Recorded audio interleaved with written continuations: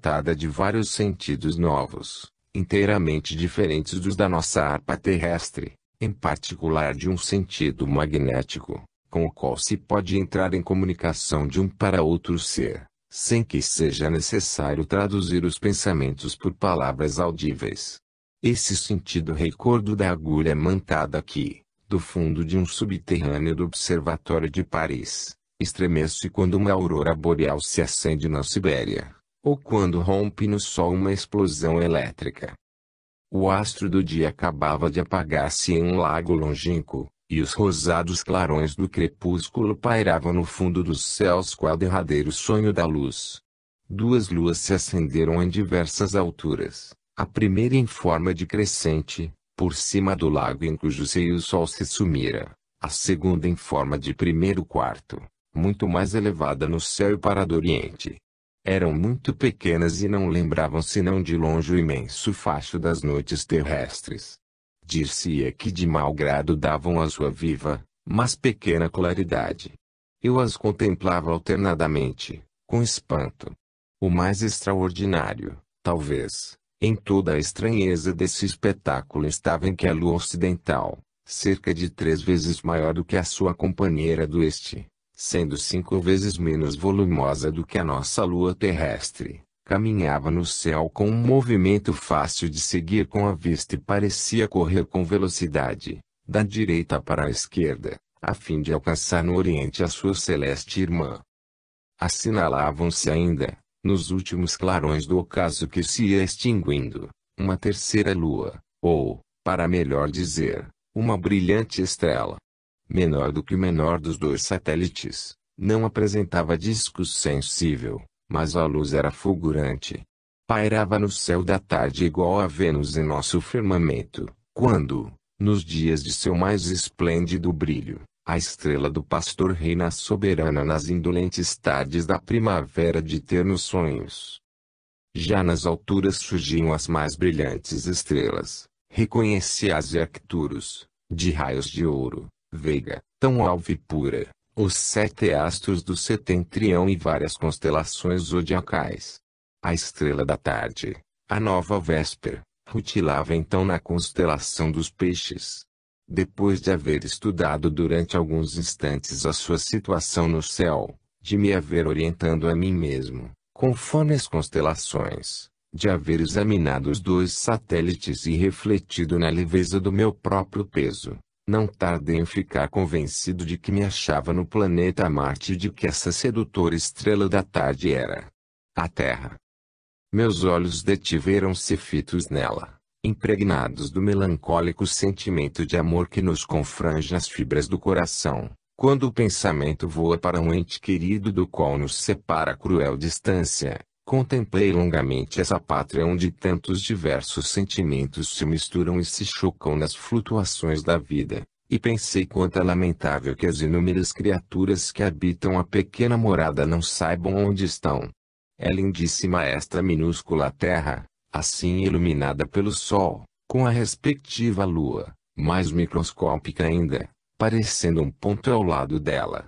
Levada no invisível pelas divinas leis da atração, átomo flutuante na imensa harmonia dos céus, tem ela o seu lugar e paira lá em cima, qual uma ilha angélica. Os seus habitantes, porém, o ignoram. Singular humanidade. Achou a terra demasiado vasta, dividiu em rebanhos e passa o tempo espingardeando-se reciprocamente. Há nessa ilha celeste tanto os soldados quanto os habitantes. Estão todos armados uns contra os outros, quando tão simples teria sido viver tranquilamente, e acham glorioso mudar, tempos em tempos, os nomes dos países e a cor das bandeiras. É a preocupação favorita das nações e o ensinamento primordial dos cidadãos. Fora disso, empregam a existência em adorar a matéria. Não apreciam o valor intelectual, ficam indiferentes aos mais maravilhosos problemas da criação e vivem sem desígnio. Que lástima! Um habitante de Paris, que jamais tivesse ouvido pronunciar o nome dessa cidade, nem o da França, não seria mais estrangeiro do que eles em sua própria pátria. Ali, se pudessem ver a terra daqui, Com que prazer para ela regressariam, e seriam reformadas as suas ideias gerais e particulares. Então conheceriam, ao menos, o país em que habitam, seria um começo, estudariam progressivamente as realidades sublimes que os cercam, em vez de vegetar sob um nevoeiro sem horizonte, e em breve viveriam da verdadeira vida, da vida intelectual. Que honra lhe faz acreditar-se-ia realmente que ele deixou amigos naquele presídio. Eu não falara, mas ouvi bem distintamente essa frase, que parecia responder à minha íntima conversação. 2 habitantes de Marte olhavam para mim, e me haviam compreendido, em virtude do 6º sentido de percepção magnética de que tratei antes. Fiquei um tanto surpreso e, confessá-lo-ei, sensivelmente ofendido com a apóstrofe. No fim de contas, pensei o traço, amo a terra, em meu país, e tenho patriotismo. Desta vez os meus 2 vizinhos riram ao mesmo tempo. Sim, tornou um deles com inesperada bondade traço, tens patriotismo. Bem se vê que chegas da terra. E o mais idoso acrescentou. Deixa lá os teus compatriotas, nunca serão nem mais inteligentes, nem menos cegos do que hoje. Há 800 séculos já que assim se conservam. E, tu mesmo o confessas, não são ainda capazes de pensar. És admirável em olhar a terra com olhos tão enternecidos. É demasiada ingenuidade.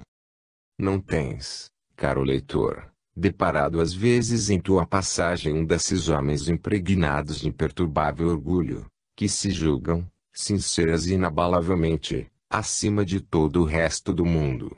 Quando essas ativas personagens se acham em presença de uma superioridade, esta se lhes torna instantaneamente antipática, não a suportam. Pois bem, durante o que precede, e de que dei há pouco uma pálida tradução, eu me senti muito superior à humanidade terrestre, pois que tinha compaixão dela, e invocava para ela melhores dias. Quando, porém, aqueles 2 habitantes de Marte pareceram comiserar-se de mim, e criei reconhecer neles uma fria superioridade, tornei-me, então, por momentos, um desses ineptos orgulhosos. O meu sangue deu apenas uma volta e, contendo-me por um resto de polidez francesa, abri a boca para dizer. No fim de contas, meus amigos, os habitantes da Terra não são tão estúpidos quanto por aqui, parece, se acredita, e valem talvez mais do que os senhores. Infelizmente, eles não me deixaram sequer encetar a frase, atendendo-se a que a tinham adivinhado enquanto se formava pela vibração das medulas do meu cérebro. Permite-me dizer-te desde já, exclamou o mais moço traço, que o teu planeta está absolutamente errado, em consequência de uma circunstância que data de uns 100.000 séculos. Era no tempo do período primário da gênese terrestre. Havia plantas já, e mesmo plantas admiráveis, e no fundo dos mares, e também nas margens, apareciam os primeiros animais, os moluscos sem cabeça, surdos, mudos e desprovidos de sexo. Sabes que a respiração basta às árvores para o seu nutrimento completo e que os mais robustos carvalhos, os cedros mais gigantescos, jamais comeram coisa alguma, o que não os impediu de crescer. Nutrem-se unicamente pela respiração. A desgraça, a fatalidade quis que um primeiro molusco tivesse o corpo atravessado por uma gota de água mais espessa do que o meio ambiente. Achou ele talvez agradável. Foi essa a origem do primeiro tubo digestivo, que tão funesta ação devia exercer sobre a animalidade inteira, e mais tarde sobre a humanidade mesmo. O primeiro assassino foi o molusco que comeu. Aqui não se come, nunca se comeu, não se comerá jamais. A criação tem se desenvolvido gradual, pacífica, nobremente, do modo pelo qual começara. Os organismos se nutrem, isto é, renovam suas moléculas, por simples respiração, qual o fazem as árvores terrestres, cada uma de cujas folhas é um pequeno estômago. Na tua cara pátria, não se pode viver um só dia sem a condição de matar. Entre vós outros a lei de vida é a lei de morte. Aqui, a ninguém jamais acudiu a ideia de matar, sequer, um pássaro. Vós outros sois todos, mais ou menos, carniceiros. Tendes os braços cheios de sangue, os estômagos estão repletos de vitualhas. Como querem, com organismos tão grosseiros quanto esses, possuir ideias sãs, puras, elevadas, direi mesmo, perdoa-me a franqueza, ideias limpas? Que almas poderiam habitar semelhantes corpos? Reflete um momento, e não te enganes mais com cegas ilusões demasiado ideais para tal mundo. Que, exclamei, interrompendo o traço, negais a possibilidade de ter ideias próprias. Os seres humanos são meros animais? Homero, Platão, Fídias, Sêneca, Virgílio, o Dante, Colombo, Bacon, Galileu, Pascal, Rafael, Mozart, Beethoven nunca tiveram aspiração elevada?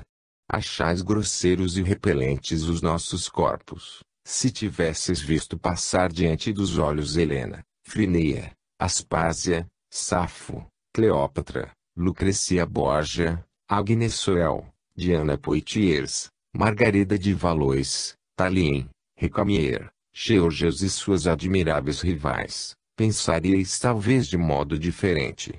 Ah! Meu caro marciano, por minha vez, permiti lamentar que não conheçais a terra senão de longe. E no que te enganas, habitei durante meio século esse mundo. Bastou-me isso, e asseguro-te que lá não tornarei mais. Tudo ali está errado, mesmo. O que te parece mais sedutor?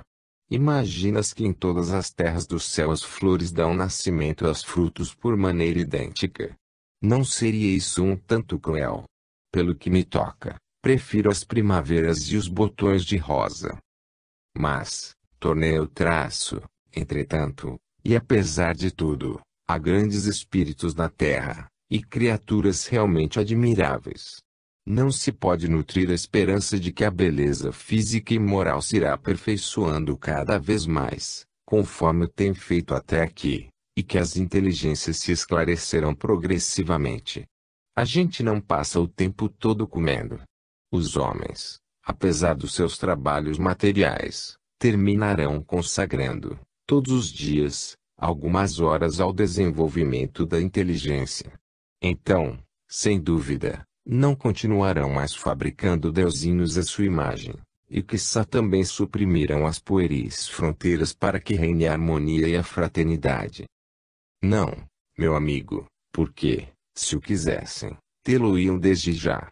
Ora, eles o evitam. O homem terrestre é um animalzinho que, por um lado, não experimenta a necessidade de pensar, não tendo mesmo a independência da alma, e que, por outro lado, gosta de bater-se e estabelece francamente o direito da força. Tal é a sua vontade e a sua natureza. Jamais conseguirás que um espinheiro produza pêssegos. O planeta terrestre está ainda em estado de barbárie. Vós outros ainda não encontrastes nada melhor do que o absurdo do duelo para resolver uma questão de honra. As instituições sociais são estabelecidas sobre o direito do mais forte e sobre o número brutal. A região mais civilizada da Terra é a Europa. Todos os cidadãos são educados no culto do assassino internacional, e impostos ultrajantes atiram. Eu vejo no teu espírito, 6 bilhões por ano, mais de 16 milhões por dia nas casernas improdutivas. A guerra perpétua é a alegria imbecil dos pequenos, e a maneira de dominação para os grandes.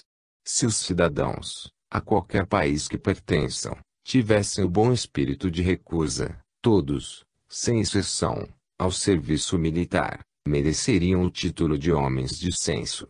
Eles não querem isto, porque amam a escravidão, e o estado de mediocridade do planeta é ainda muito delicioso para a besta humana. Bem, retorquei o traço, não se imagine que por isso estejamos condenados à impenitência final.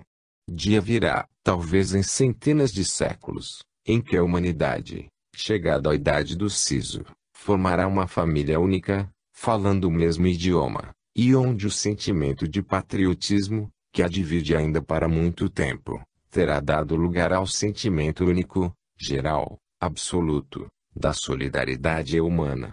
Então somente o planeta será transformado e viverá intelectualmente. Jamais, repouso um dos marcianos jamais vosso planeta medíocre atingirá a perfeição do nosso. Sois muito espessos. Reflete, pois, que as deliciosas belezas terrestres, que elogias há pouco, são apenas uns grosseiros monstros comparados às nossas aéreas mulheres de Marte, as quais vivem do ar de nossas primaveras, dos perfumes de nossas flores, e são tão voluptuosas, no frêmito de suas asas, no ideal beijo de uma boca que jamais comeu, que, se a Beatriz do Dante tivesse sido de tal natureza, jamais o imortal Florentino teria podido escrever 2 cantos do Divina Comédia, ou verá começado pelo paraíso e daí não teria descido. Reflete que os nossos adolescentes possuem tanta ciência inata quanto Pitágoras, Arquimedes, Euclides, Kepler, Newton, Laplace e Darwin após todos os seus laboriosos estudos. Os nossos 12 sentidos nos põem em comunicação direta com o universo. Sentimos daqui, a 100 milhões de léguas, a atração de Júpiter que passa. Vemos a olho nu os anéis de Saturno, adivinhamos a chegada de um cometa, e o nosso corpo está impregnado da eletricidade solar, que põe em vibração a natureza inteira. Aqui, nunca houve fanatismo religioso, nem carrasco, nem mártires, nem divisões internacionais, nem guerras, mas, desde os seus primeiros dias, a humanidade, naturalmente pacífica e livre de toda a necessidade material, tem vivido independente de corpo e de espírito, em constante atividade intelectual, elevando-se sem parar no conhecimento da verdade. Mas, chega até mais perto. Dei alguns passos com os meus interlocutores no cimo da montanha e, chegando à vista da outra vertente, distingui multidão de luzes de diversos cambiantes volteando nos ares. Eram os habitantes que, de noite, se tornam luminosos, quando querem. De carnação aérea, parecendo formados de flores fosforescentes, guiavam orquestras e coros. Um deles passou por muito perto, e tomamos lugar no meio de uma nuvem de perfumes. As sensações que eu experimentava eram singularmente estranhas a todas aquelas que eu havia tido na Terra. E essa primeira noite em Marte passou qual rápido sonho, pois, quando rompeu a aurora, eu me achava ainda no carro aéreo, discorrendo com os meus interlocutores, com os seus amigos e suas indefiníveis companheiras. Que panorama ao erguer do sol! Flores, frutos, perfumes e palácios mágicos erguiam-se em ilhas de alaranjada vegetação, as águas estendiam-se em límpidos espelhos, e alegres pares aéreos desciam turbilhonando para as encantadoras margens. Ali, todos os trabalhos materiais são executados por máquinas e dirigidos por algumas raças animais aperfeiçoadas, cuja inteligência é pouco mais ou menos da mesma ordem da dos humanos na Terra. Os habitantes não vivem senão pelo espírito e para o espírito. A tal grau de desenvolvimento chegou o seu sistema nervoso, que cada uma daquelas criaturas, ao mesmo tempo delicada e fortíssima, parece um aparelho elétrico, e as suas mais sensuais impressões, muito mais sentidas por suas almas do que pelos corpos, excedem no cêntuplo todas aquelas que os nossos 5 sentidos terrestres reunidos jamais nos podem oferecer. Uma espécie de palácio de verão, iluminado pelos raios do sol nascente, estava aberto por debaixo da nossa gôndola. A minha vizinha, cujas asas palpitavam de impaciência, pôs o delicado pé em um pendão de flores que se erguia entre 2 jactos de perfumes. "Voltarás tu à terra?" perguntou estendendo-me os braços. "Nunca mais", exclamei. E precipitei-me para ela. Mas, de súbito, eu me encontrei solitário à beira do meu bosque, na vertente da colina cuja falda serpenteava o Sena em ondulosas rugas. "Nunca mais", repeti, procurando agarrar-me ao sonho desfeito. Onde estava eu? Era tão belo. O Sol acabava de esconder-se, e já o planeta Marte, rutilantíssimo então, se acendia na abóbada celeste. Ali, exclamei, atravessado por fugitivo clarão traço, eu estava lá. Embalados pela mesma atração, os dois planetas vizinhos miravam-se através do espaço transparente. Não teríamos, nessa fraternidade celeste, uma primeira imagem da viagem eterna? A Terra não existe sozinha no mundo. Começam a se abrir os panoramas do infinito. Habitemos nós aqui ou vivamos além. Somos, não cidadãos de um país ou de um mundo, mas, na realidade, cidadãos do céu. 3. O planeta Marte, a aparição de Espero e as comunicações psíquicas, os habitantes de Marte. Tinha sido ludíbrio de um sonho. O meu espírito se transportara realmente ao planeta Marte, ou fora vítima de uma ilusão absolutamente imaginária. Tão vivo, tão intenso havia sido o sentimento da realidade, e as coisas que vira se achavam tão perfeitamente concordes com as noções científicas que possuímos já sobre a natureza física do mundo marciano, que eu não podia aceitar uma dúvida a esse respeito, conservando-me estupefato dessa viagem estática, e a mim próprio dirigindo mil perguntas que se combatiam umas às outras. A ausência de Espero, em toda essa visão, intrigava-me um tanto. Continuava a sentir-me tão intimamente ligado à sua querida lembrança, que me parecia dever a ter adivinhado a sua presença, voar diretamente para ele, vê-lo, falar-lhe, ouvi-lo. Mas não teria o magnetizado de Nancy sido ludíbrio da sua própria imaginação, ou da minha, ou da do experimentador. Por outra parte, admitindo mesmo que os meus dois amigos estivessem realmente reencarnados naquele planeta vizinho, eu respondia, a mim próprio, que pessoas podem perfeitamente não se encontrar, percorrendo a mesma cidade, e, com muito maior razão, um mundo. E, no entanto, não era de certo o cálculo das probabilidades que se devia invocar para o caso, pois o sentimento de atração, da força daquele que nos ligava, devia modificar o acaso dos encontros e pôr na balança um elemento que o fizesse vencer tudo mais. Assim discorrendo comigo mesmo, recolhi-me ao meu observatório de Juvisy, onde preparara algumas baterias elétricas para uma experiência de óptica, em correspondência com a torre de Mondri. Quando me certifiquei de que tudo estava bem em ordem, entreguei ao meu ajudante o cuidado de fazer os sinais convencionados, das 10 às 11 horas, e parti, eu próprio, para a velha torre, na qual me instalei uma hora depois. Caíra a noite. Do alto do antigo torreão, o horizonte é perfeitamente circular, e destacado em toda a sua circunferência, que se estende em um raio de 20 a 25 quilômetros em redor daquele ponto central. Um terceiro posto de observação, situado em Paris, estava em comunicação conosco. O fim da experiência era saber se os raios de diversas cores do espectro luminoso viajam todos com a mesma velocidade de 300.000 km por segundo.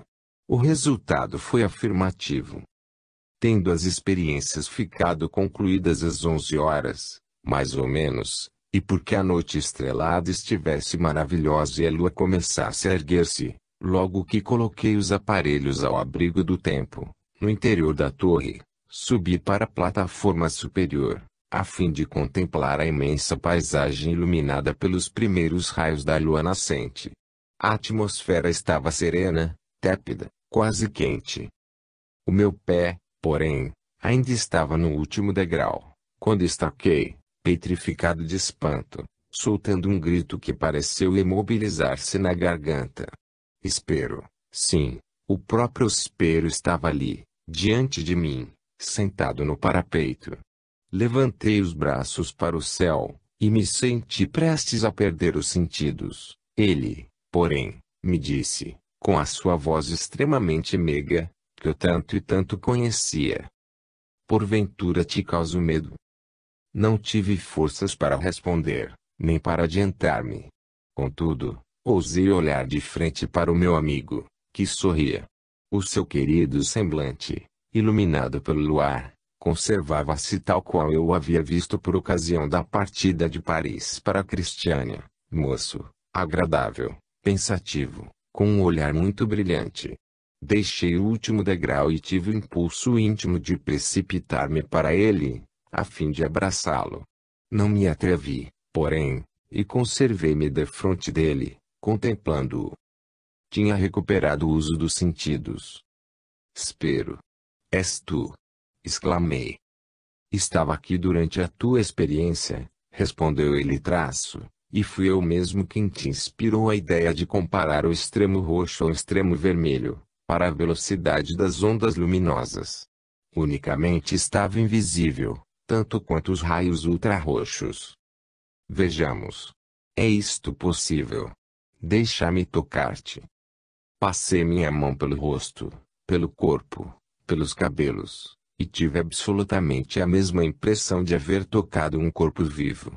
A minha razão se negava a admitir o testemunho dos meus olhos, dos meus dedos e do meu ouvido e, no entanto, eu não podia duvidar de que fosse ele. Não há sósia igual. E, depois, minhas dúvidas ter-se-iam desfeito desde as suas primeiras palavras, pois que acrescentou logo. O meu corpo, neste momento, está dormindo em Marte. Assim, disse o traço, tu continuas a existir, vives ainda. E conheces afinal a resposta ao grande problema que tanto te atormentou. Icle.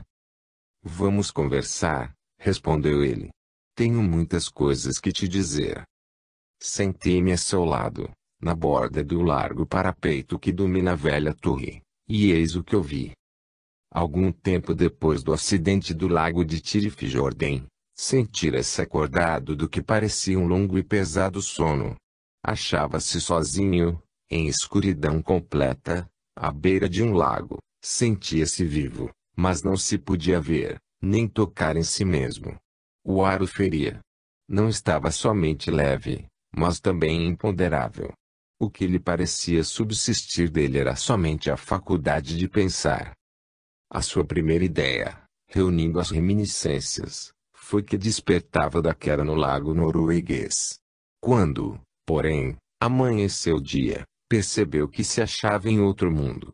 As duas luas que giravam rapidamente no firmamento, em sentido contrário uma à outra, fizeram-no pensar que estava em nosso vizinho, o planeta Marte, e não tardou que outros testemunhos tal lhe provassem. Conservou-se ali um certo tempo na condição de espírito, reconheceu a presença de uma humanidade muito elegante, na qual predomina soberano o sexo feminino, por incontestável superioridade sobre o sexo masculino.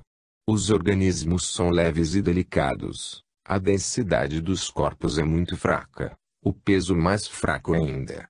Na superfície desse mundo a força material desempenha apenas um papel secundário na natureza. A delicadeza das sensações decide de tudo.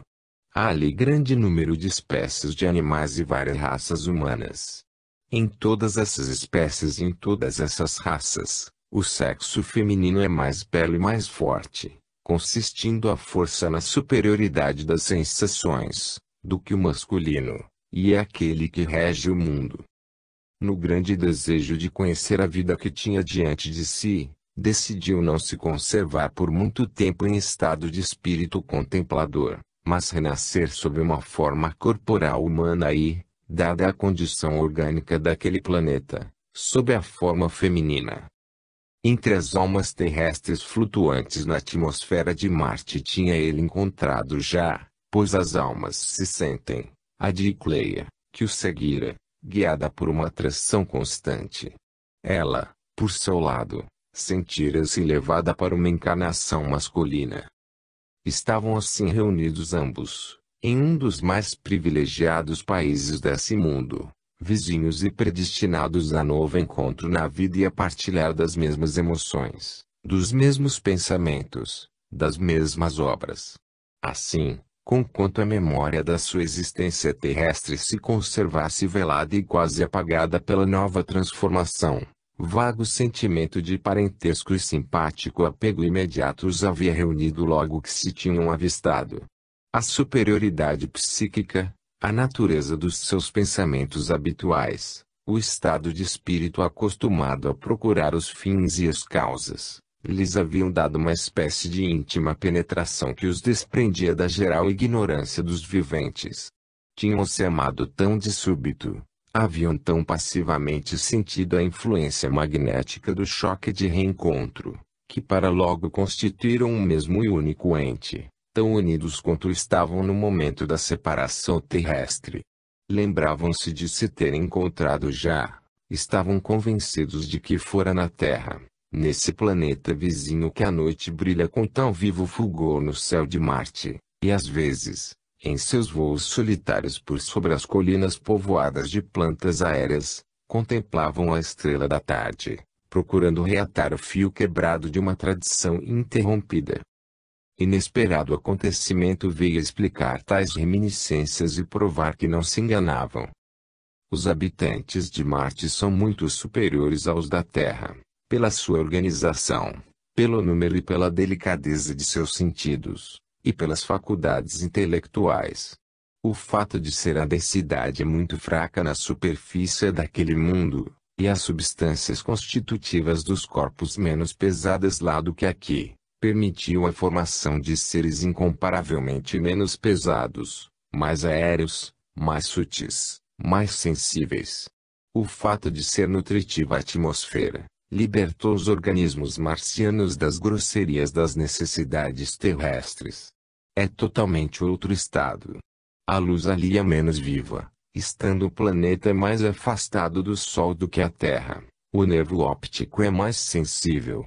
Sendo ali intensíssimas as influências elétricas e magnéticas, os habitantes possuem sentidos ignorados das organizações terrestres, sentidos que os põem em comunicação com essas influências. Tudo se contém na natureza. Os seres, em toda parte, são apropriados aos meios em que habitam e em cujo seio nasceram. Os organismos não podem mais ser terrestres em Marte, de igual modo que não podem ser aéreos no fundo do mar. Ademais, o estado de superioridade consequente dessa ordem de coisas evoluiu por si mesmo, pela facilidade da realização de todo o trabalho intelectual. A natureza parece obedecer ao pensamento. O arquiteto que quer levantar um edifício, o engenheiro que deseja modificar a superfície do solo, quer se trate de levantar ou de cavar, de cortar montanhas ou de aterrar vales, não se esbarram, qual acontece na Terra, com o peso dos materiais e nas dificuldades da execução. Assim, tem a arte feito, desde a origem, os mais rápidos progressos. Além disso ainda, sendo a humanidade marciana várias dezenas de milhares de séculos anterior à terrestre, tem percorrido anteriormente a esta todas as fases do seu desenvolvimento. Os mais transcendentes progressos científicos atuais da Terra não passam de pueris brinquedos de criança, comparados à ciência dos habitantes daquele planeta. Principalmente em astronomia estão mais adiantados e conhecem melhor a Terra do que desta conhecem aquela pátria. Inventaram eles, entre outros, uma espécie de aparelho telefotográfico, no qual um rolo de estofo recebe perpetuamente, desenrolando-se, a imagem do nosso mundo e a fixa inalteravelmente. Imenso museu, consagrado especialmente aos planetas do Sistema Solar, conserva na ordem cronológica todas essas imagens fotográficas fixadas para sempre. Encontra-se ali a história toda da Terra, a França do tempo de Carlos Magno, a Grécia do tempo de Alexandre, o Egito do tempo de Ramsés. Microscópios permitem mesmo reconhecer ali os pormenores históricos, assim Paris durante a Revolução Francesa, Roma sob o pontificado de Borgia, a frota espanhola de Cristóvão Colombo chegando à América, os francos de Clovis tomando posse das Galhas, o exército de Júlio César detido na conquista da Inglaterra, pela maré que lhe levou os navios, as tropas do rei Davi, fundador dos exércitos permanentes, e também a maior parte das cenas históricas, reconhecíveis por certos caracteres especiais.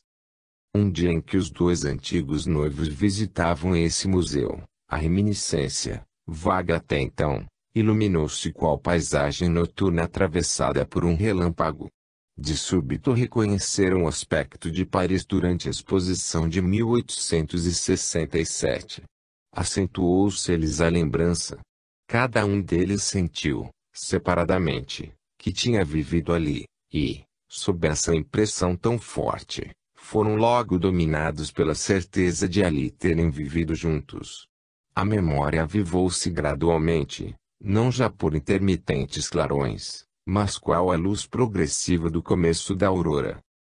Lembraram-se então, ambos, sob a forma de inspiração, das palavras do Evangelho: há diversas moradas na casa de meu Pai. Em verdade te digo, se um homem não nasce de novo, não verá o reino de Deus. Cumpre que nasças de novo. Desde esse dia, não conservaram mais dúvida alguma sobre a sua anterior existência terrestre. Ficaram inteiramente convencidos de que continuavam, no planeta Marte, a sua precedente vida. Pertenciam ao ciclo dos grandes espíritos de todos os séculos, os quais sabem que o destino não para no mundo atual, e continua no céu, assim como cada planeta, Terra, Marte, ou qualquer outro, é um astro desse céu. O fato bem singular da mudança de sexo, que se me afigurava ter certa importância, ao que parece, não tinha nenhuma.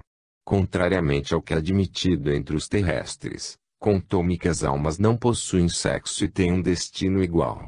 Soube eu também que naquele planeta, menos material do que o nosso, a organização em nada se assemelha dos nossos corpos terrestres.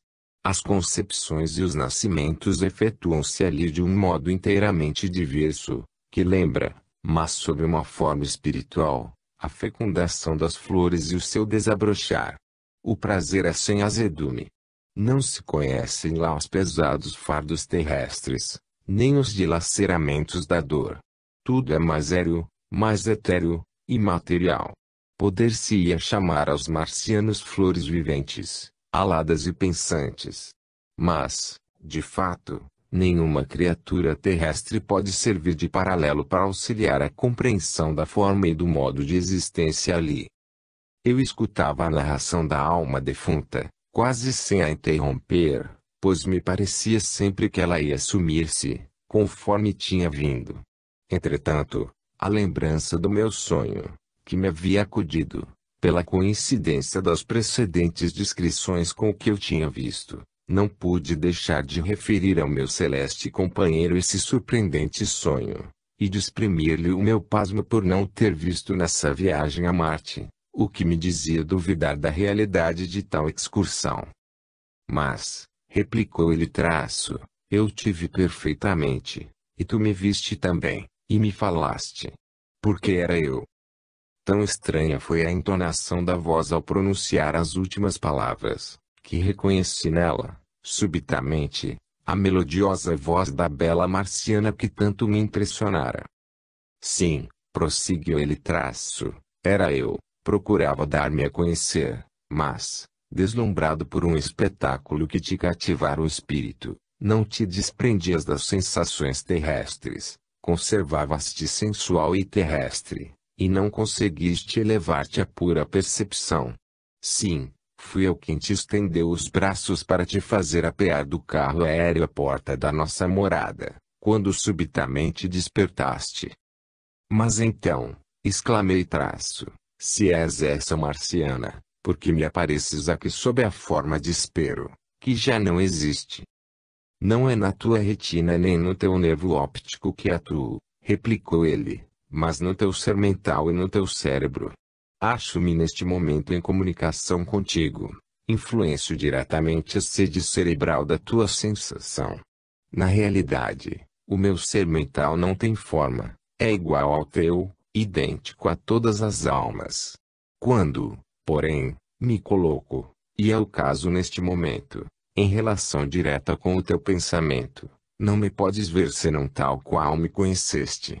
Acontece o mesmo durante o sonho, isto é, durante mais da quarta parte da vida terrestre, durante 4 lustros sobre 14, vedes, ouvis, falais, tocais com a mesma impressão, com a mesma clareza, com a mesma segurança com que o fazeis durante a vida normal, de vigília, e, no entanto, no sonho, os olhos estão fechados, o tímpano está insensível, os lábios mudos, os braços estendidos sem movimento.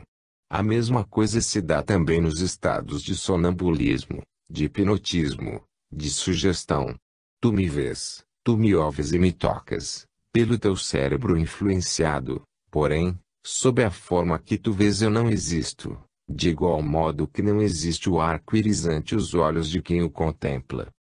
Poderias tu, porventura, aparecer-me também sob a tua forma marciana? Não, a menos que sejas realmente transportado em espírito àquele planeta. Seria um modo de comunicação inteiramente diverso. Aqui, em nossa conversação, tudo é subjetivo quanto a ti. Os elementos da minha forma em Marte não existem na atmosfera terrestre, e o teu cérebro não os imaginaria. Não me poderias tornar a ver senão pela lembrança do teu sonho de hoje, mas, desde que procurasses analisar as minudências, a imagem se esvairia. Tu não nos viste exatamente tal qual somos, porque o teu espírito não pode julgar senão pelos olhos terrestres, que não são sensíveis para todas as radiações, e porque os da Terra não possuem todos os nossos sentidos. Confesso, repliquei traço, que não apreendo bem a vida marciana no estado de entes de 6 membros.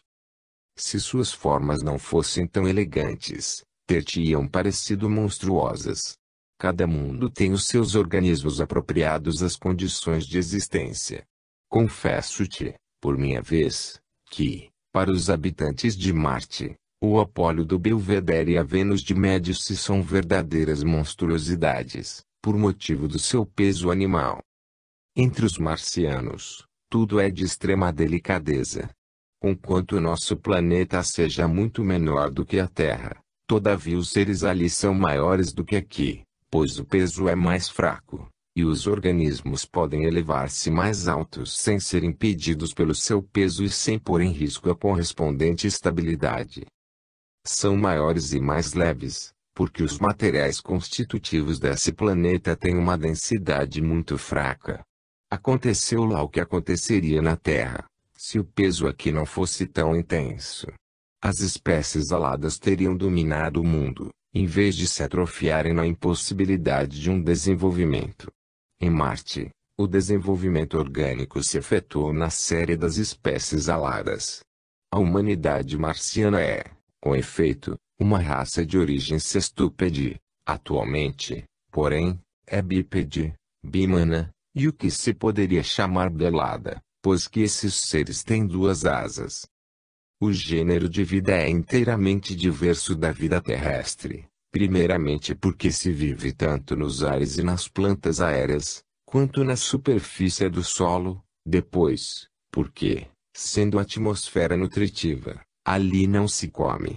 As paixões não são as mesmas. O assassino é desconhecido lá. Não tendo necessidades materiais, sua humanidade jamais viveu, mesmo nas idades primitivas, na barbárie da rapina e da guerra. As ideias e os sentimentos são de uma ordem inteiramente intelectual. Contudo, encontram-se na morada daquele planeta, se não semelhanças, ao menos analogias.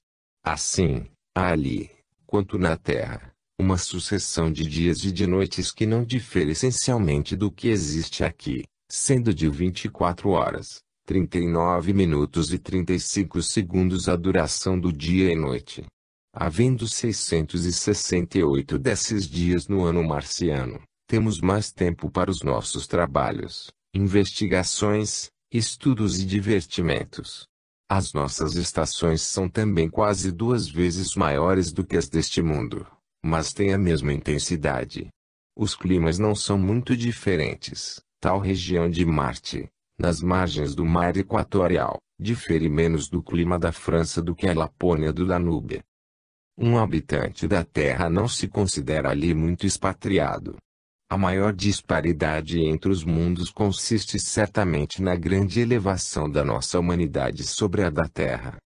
Essa superioridade é devida principalmente aos progressos realizados pela ciência astronômica e à propagação universal, entre todos os habitantes do planeta, dessa ciência sem a qual é impossível pensar com acerto, sem a qual não se tem senão ideias falsas sobre a criação, sobre os destinos. Somos muito favorecidos, tanto pela agudeza dos nossos sentidos, quanto pela pureza de nosso céu. Há muito menos água em Marte do que na Terra, e muito menos nuvens. O céu ali é quase constantemente belo, em particular na zona temperada. Entretanto, são frequentes as inundações. Sim, e muito recentemente ainda os telescópios da Terra assinalaram uma, bastante extensa, ao longo das margens de um mar a que os teus colegas deram um nome que me será sempre querido, mesmo distante da Terra. A maior parte das nossas plagas são praias, planícies iguais. Poucas montanhas possuímos, e os mares não são fundos. Os habitantes aproveitam esses transbordamentos para a irrigação das vastas campinas. Têm retificado, alargado, canalizado os cursos de água e construído nos continentes uma rede inteira de imensos canais. Esses continentes mesmos não são, qual os do globo terrestre, eriçados de elevações alpestres ou himalaicas, mas planícies imensas, atravessadas em todos os sentidos pelos rios canalizados e pelos canais que põem em comunicação todos os mares uns com os outros. Outrora havia, relativamente ao volume do planeta, quase tanta água em Marte quanto na Terra. Insensivelmente, de século em século, uma parte da água das chuvas atravessou as profundas camadas do solo e não tornou à superfície. Combinou-se quimicamente com as rochas e foi excluída do curso da circulação atmosférica. De século em século, também, as chuvas, as neves, os ventos, os gelos do inverno, as secas do verão, têm desagregado as montanhas e os cursos de água, trazendo esses destroços para a bacia do mar, cujo leito tem gradualmente levantado. Não mais possuímos grandes oceanos, nem mares profundos, mas unicamente mediterrâneos. Muitos estreitos, golfos, mares análogos à Mancha, ao Mar Vermelho, ao Adriático, ao Báltico, ao Cáspio.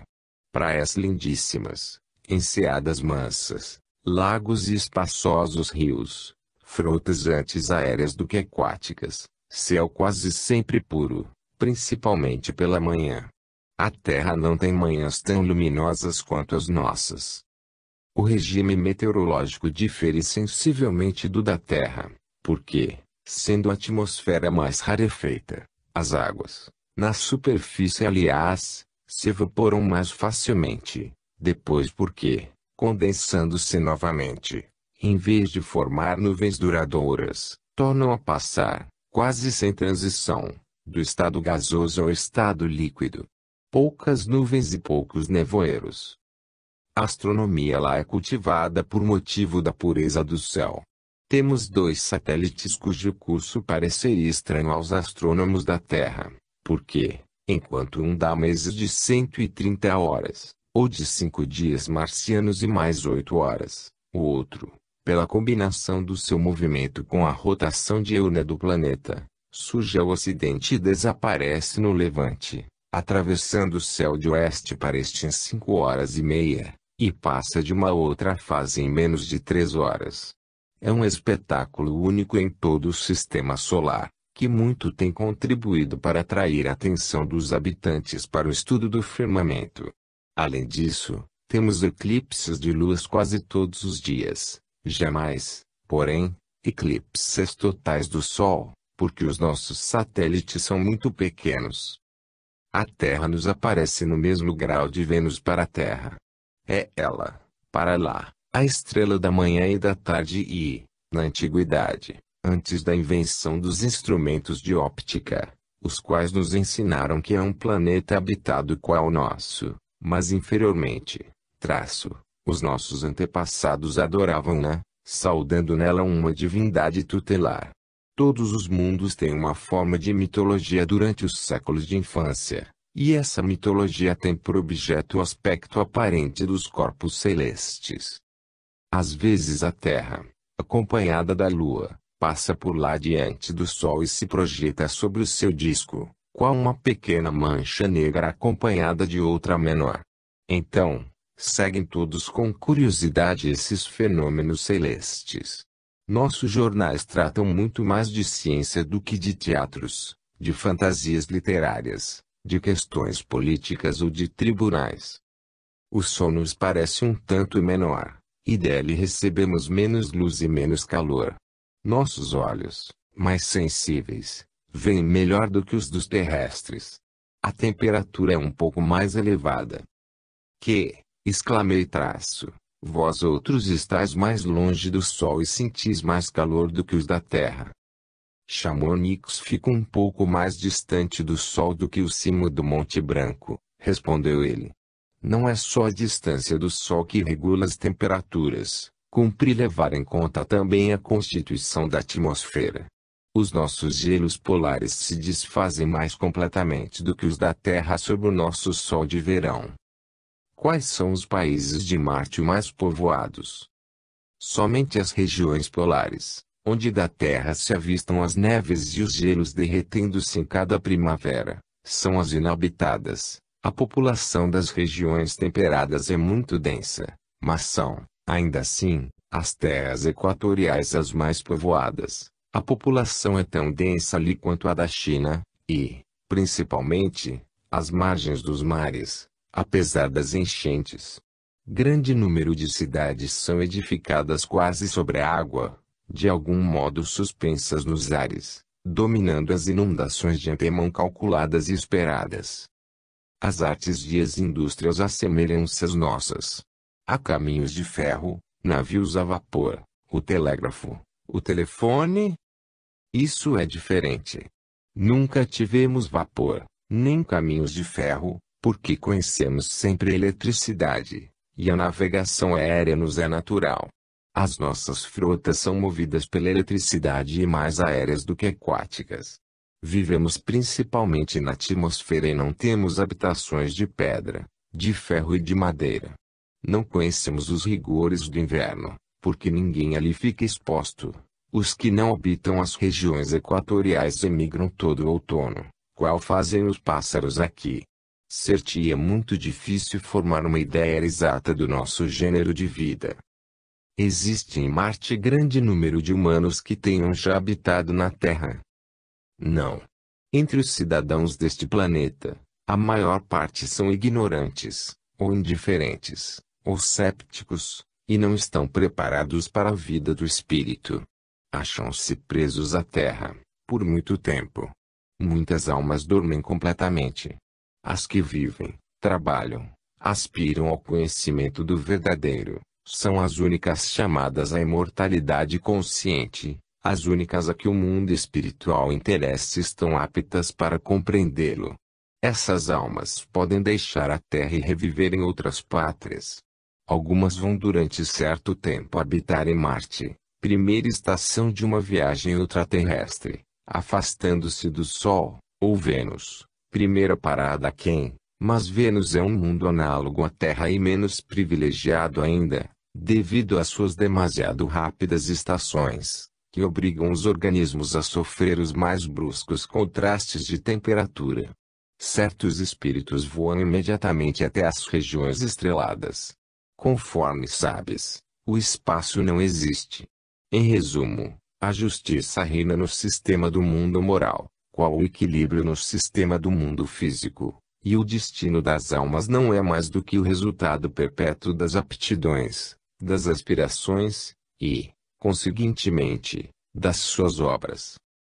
A senda urânica está aberta a todos, mas a alma não é verdadeiramente uraniana senão quando se tem desprendido totalmente do peso da vida material.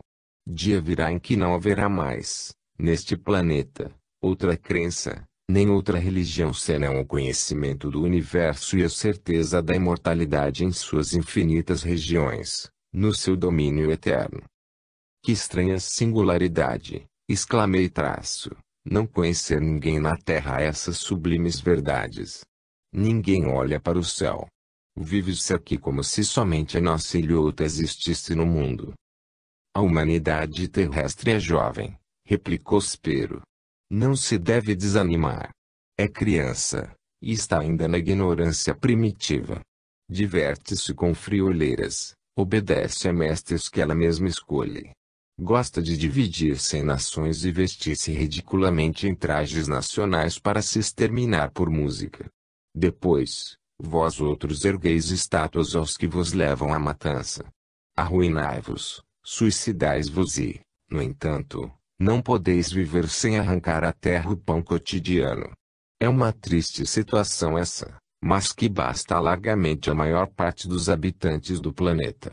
Se alguns, de aspirações mais elevadas, têm, às vezes, pensado nos problemas de ordem superior, na natureza da alma, na existência de Deus, o resultado não tem sido melhor, pois puseram as almas fora da natureza, e inventaram uns deuses esquisitos, infames, que jamais existiram senão na sua imaginação pervertida, e em cujo nome tem cometido todos os atentados à consciência humana, abençoado todos os crimes e submetido os espíritos fracos à escravidão, da qual difícil será libertarem-se. O menor animal, em Marte, é melhor, mais belo, mais meigo, mais inteligente e mais grandioso do que o Deus dos exércitos de Davi, de Constantino, de Carlos Magno e de todos os assassinos coroados. Não há, pois, que admirar a tolice e a grosseria dos terrestres. Mas a lei do progresso rege o mundo. Estais mais adiantados do que no tempo dos antepassados da Idade da Pedra, cuja mísera existência se consumia em disputar os dias e as noites às feiras. Em algumas centenas de séculos estareis mais adiantados do que hoje. Então Urânia reinará nos vossos corações. Seria mister um fato material, brutal, para instruir os humanos e convencê-los. Se, por exemplo, pudéssemos entrar algum dia em comunicação com a terra vizinha em que habitas, não em comunicação psíquica com um ser isolado, qual o faço neste momento, mas com o próprio planeta, por centenas e milhares de testemunhos, seria isso um gigantesco voo para o progresso. Poderiam consegui-lo desde já, se o quisessem, pois, pelo que nos toca, em Marte, estamos inteiramente preparados para isso, e o temos mesmo tentado já por muitas vezes. Os da Terra, porém, jamais nos responderam. Refletores solares, desenhando em vossas vastas planícies figuras geométricas, provavam que existimos. Poderiam responder-nos com figuras semelhantes, traçadas em suas planícies, ou durante o dia, ao sol, ou durante a noite, com a luz elétrica. Vós outros, porém, nem nisso mesmo pensais e, se alguém propusesse tentá-lo, os juízes declará-lo-iam interdito, pois só essa ideia está inacessivelmente acima do consenso universal dos cidadãos do teu planeta. Em que se ocupam as suas assembleias científicas? Em conservar o passado. Em que se ocupam as suas assembleias políticas? Em aumentar os encargos públicos. No reino dos cegos os arolhos são reis. Mas não se deve perder totalmente a esperança. O progresso os arrebata apesar seu. Um dia saberão que são cidadãos do céu. Viverão então na luz, no saber, no verdadeiro mundo do espírito. Enquanto o habitante de Marte me dava a conhecer os principais traços da sua nova pátria, o globo terrestre tinha voltado para o Oriente, o horizonte se inclinara e a lua se erguera gradualmente na cúpula celeste que ela iluminava com seu clarão. De repente, baixando os olhos para o lugar onde Spero estava sentado, não pude conter um movimento de surpresa. O clarão do luar espalhava sua luz, tanto sobre a pessoa do meu amigo quanto sobre mim, e, no entanto, ao passo que o meu corpo projetava sombra no parapeito, o dele ficava sem sombra. Levantei-me bruscamente para verificar melhor o fato, e voltei-me logo, estendendo a mão até o seu ombro e seguindo no parapeito a sombra do meu gesto. Instantaneamente, porém, o meu visitante desaparecera. Achava-me absolutamente só, na torre silenciosa. A minha sombra, muito negra, projetava-se distintamente no